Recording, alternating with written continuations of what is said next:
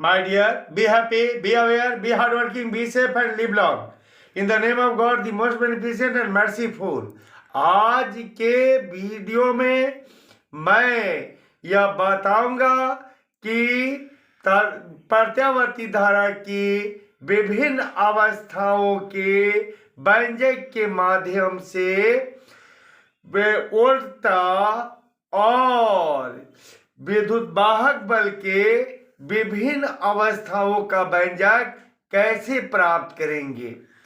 अगर आपको वीडियो पसंद आए तो सब्सक्राइब करना नहीं भूलेंगे। सब्सक्राइब भी करें, लाइक भी करें, शेयर भी करें, ताकि आपसे मुझे मोटिवेशन मिले और मैं आप तक सरल भाषाओं में वीडियो बनाकर भेजता रहूं और आप अपने पाठ्यक्रम की सरलता पूर्वक तैयारी करते रहें। तो चलिए मैं आता हूं आपके विषय वस्तु पर। आपके विषय वस्तु पर मैं आता हूं। इससे पहले मैं ये बता देना चाहता हूं कि जिस तरीके से आपने प्रत्यावर्ती धारा के एक पूरे चक्र का कला आरेख इस प्रकार से लिया था। प्रत्यावर्ती धारा के पूरे एक चक्र का कला आरेख आप इस तरह से लिए थे और यहाँ 0 और यहाँ तक का कोण क्या होगा, यहाँ तक का कोण होगा आपको पाई, क्योंकि यहाँ तक बनता है इसका कितना π/2 यानी कि 90 और ये अर्ध चक्र पे हो जाता है यहाँ तक कितना पाई और यहाँ का कोण कितना हो जाता है 2π और यहाँ ω/t लिखा जाता है। तो अगर हम प्रत्यावर्ती धारा दिखाना चाहेंगे तब प्रत्यावर्ती धारा की अवस्थाओं को दिखाने के लिए हम यहाँ पर I लिखते हैं। अगर हमको प्रत्यावर्ती धारा की जगह पर हमको प्रत्यावर्ती विद्युत वाहक बल दिखाना हो तो यहाँ पर एप्सिलॉन लिख देंगे। क्या लिख देंगे? एप्सिलॉन। और एप्सिलॉन नहीं मालूम हो तो मैं बता दे रहा हूँ, ऐसे एप्सिलॉन का बड़े सिंबल होता है। अगर ऐसे जो बाय द वे यहाँ पर प्रत्यावर्ती धारा या प्रत्यावर्ती विद्युत वाहक बल देकर प्रत्यावर्ती अगर ऐसे उल्टा दे दे तो यहाँ पर क्या करेंगे, यहाँ पर भी दिखा देंगे। और ठीक प्रत्यावर्ती धारा की हमने विभिन्न अवस्थाओं का सूत्र प्राप्त किया था। जैसे नंबर प्रत्यावर्ती धारा की विभिन्न अवस्थाओं का मैंने सूत्र प्राप्त किया था।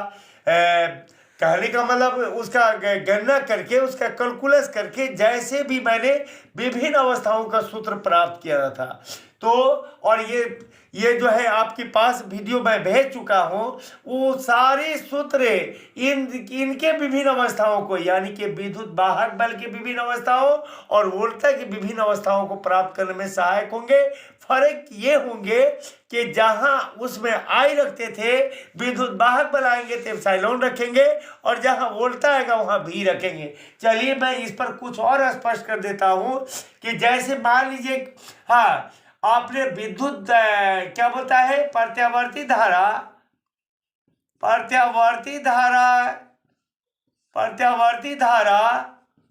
का तात्कालिक मान आपने निकाला था। प्रत्यावर्ती धारा का तात्कालिक मान आपने निकाला था क्या? प्रत्यावर्ती धारा का तात्कालिक मान आपने निकाला था क्या? ये I इजिकल क्या, I0 sin ωt। अगर इसकी जगह पर आपको आ जाए क्या प्रत्यावर्ती, अगर आपको आ जाए क्या प्रत्यावर्ती विद्युत वाहक बल, अगर आ जाए आपको प्रत्यावर्ती विद्युत वाहक बल, तो प्रत्यावर्ती विद्युत वाहक बल आ जाए,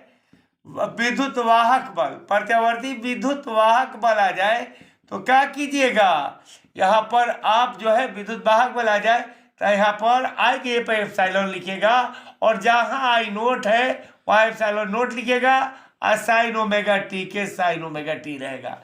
उसी तरह से आपको आ जाए प्रत्यावर्ती अगर आ जाए आपको वोल्टा, प्रत्यावर्ती वोल्टा आ जाए तो उल्टा आ जाए तो क्या करेंगे, यहाँ क्या करेंगे कि प्रत्यावर्ती उल्टा आ जाए तो जहाँ आई लिखे थे वहाँ पर क्या लिखेंगे, इसमें भी लिखेंगे, और जहाँ एप्सिलॉन नोट लिखे थे वहाँ क्या करेंगे, भी नोट लिखेंगे, और साइन ओमेगा टी के साइन ओमेगा टी रह जाएगा। इसी तरीके से अगर हमको जो है प्रत्यावर्ती धारा का, जिस तरह से प्रत्यावर्ती धारा जो है प्रत्यावर्ती धारा के प्रत्यावर्ती धारा जो है प्रत्यावर्ती धारा का हम जो निकाले थे प्रत्यावर्ती धारा का औसत शिखर मान, प्रत्यावर्ती धारा का शिखर मान निकाले थे। प्रत्यावर्ती धारा का शिखर मान आई नोट बराबर क्या, आई बटा साइन ओमेगा टी। तो क्या हो जाएगा, यहाँ पर क्या हो जाएगा, प्रत्यावर्ती है ना, प्रत्यावर्ती ऐसे जो विद्युत वाहक बल, प्रत्यावर्ती विद्युत वाहक बल, प्रत्यावर्ती विद्युत वाहक बल का शिखर मान क्या हो जाएगा, का शिखर मान, इसका शिखर मान हो जाएगा क्या, शिखर मान, यानी कि एप्सिलॉन नोट बराबर क्या हो जाएगा, एप्सिलॉन बटा साइन ओमेगा टी। उसी तरीके से क्या हो जाएगा, उल्टा का शिखर मान, उल्टा का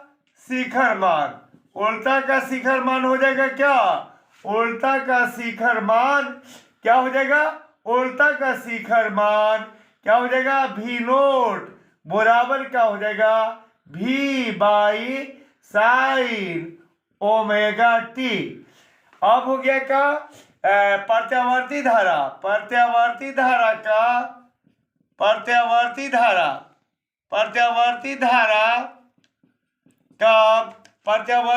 का औसत मान, प्रत्यावर्ती धारा का औसत मान आई ए भी बराबर है से जो आपको क्या आया था, 2 I0 बाई पाई। तो इसी तरह से क्या हो जाएगा, प्रत्यावर्ती है ना, प्रत्यावर्ती विद्युत वाहक बल, प्रत्यावर्ती विद्युत वाहक बल का औसत मान, तो इसका औसत मान क्या हो जाएगा, इसका औसत मान क्या हो जाएगा, प्रत्यावर्ती विद्युत वाहक बल का औसत मान, ये क्या लिखेंगे, एप्सिलॉन ई ए भी अब बराबर हो जाएगा 2 एप्सिलॉन नोट बाई पाई। इसी तरह से प्रत्यावर्ती, इसी तरीके से क्या हो जाएगा, प्रत्यावर्ती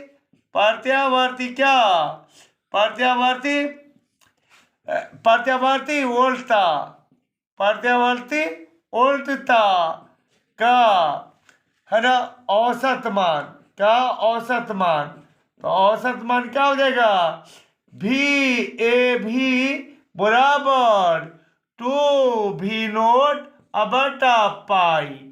और इसका मान भी भर सकते हैं, इसको ऐसे, इसको भी भर सकते हैं, ये सब का मान भर सकते हैं। इसका मान हो जाता है कितना, पाई के मान से 2 में भाग देने पर आ जाता है 0.637 और ये आई नोट के आई नोट रह जाता है। और ये जो है उसी तरह यहाँ पर क्या हो जाएगा 0.637 और ये एप्सिलॉन नोट के एप्सिलॉन नोट हो जाता है। और इसी तरह से यहाँ पर क्या हो जाएगा कि ये हो जाएगा क्या 0.637 और भी नोट के भी नोट हो जाता है। उसी तरीके से अब हम क्या निकालेंगे, प्रत्यावर्ती धारा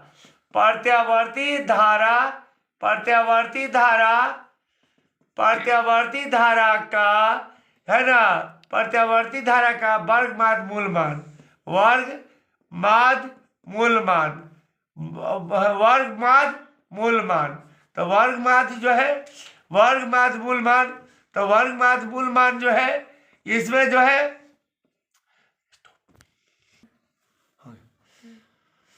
तो यहाँ पर क्या होगा, वर्ग प्रत्यावर्ती धारा का वर्ग माध्य मूल मान बराबर क्या होता है, यानी कि इसको हम सूचित करते हैं आई एम बराबर क्या होता है, इसके बराबर होता है आई एम बराबर होता है आई नोट बाई √2। इसका मान अगर भर दे तो क्या होगा, 1/2 का मान होता है 0.707 और आई नोट के आई नोट। इसी तरीके से अब हम आगे बताते हैं, ये इसी प्रकार से क्या होगा, प्रत्यावर्ती विद्युत वाहक, प्रत्यावर्ती विद्युत वाहक बल, प्रत्यावर्ती विद्युत वाहक बल का क्या होगा, प्रत्यावर्ती विद्युत वाहक बल का क्या माध्य वर्ग माध्य मूल, वर्ग माध्य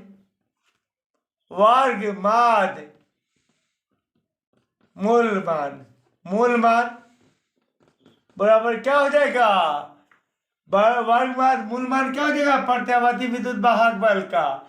तो ये हो जाएगा वर्ग माध्य मूल मान, तो ये वर्ग माध्य मूल मान, तो वर्ग माध्य मूल मान इसका क्या हो जाएगा, प्रत्यावर्ती क्या है, प्रत्यावर्ती विद्युत वाहक बल का वर्ग माध्य मूल मान। तो ये क्या हो जाएगा, epsilon m is equal to epsilon naught by क्या हो जाएगा √2। यहाँ भी मान रख सकते हैं, 1/√2 का मान क्या होता है 0.707 एप्सिलॉन नोट। इसी तरह क्या हो जाएगा, प्रत्यावर्ती